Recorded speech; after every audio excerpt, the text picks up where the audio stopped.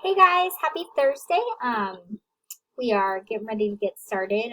Remember, tomorrow you guys don't have any school. You don't have to check in with us on the portal because it is Good Friday. And I know for people that aren't Christians, it seems confusing that we would call it Good Friday because it's the day that we commemorate the death of Jesus on the cross. But as Christ followers, we know the good news that he didn't stay there and that his death was only a temporary thing that through that he opened the door to salvation for us. So it is a good day and it's something that we do celebrate and commemorate. Let's go ahead and pray and then we'll get started.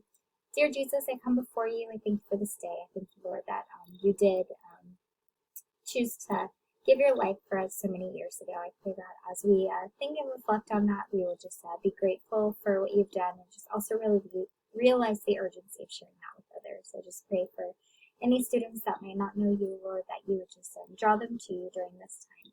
Thank you, Lord, that you are good and that you love us. It's in your name we pray. Alrighty, so today we're going to talk about the Some Good News Network. You may have already heard of this. If you have, that's awesome. If you haven't, you're about to know what it is. So what are you guys going to do today? Crazy mouse. You're going to watch this video, then you're going to watch the actual Some Good News Network video, and then you're going to complete the Some Good News Network assignment.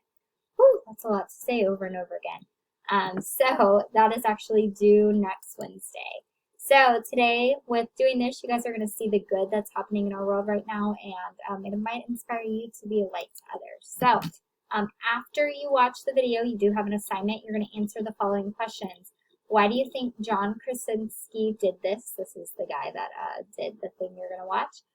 What two stories stood out most to you, and then what does this inspire you to do? So I hope you have fun with this assignment. I hope you share this with others, and have a great Easter weekend, and I will see you guys soon. Bye.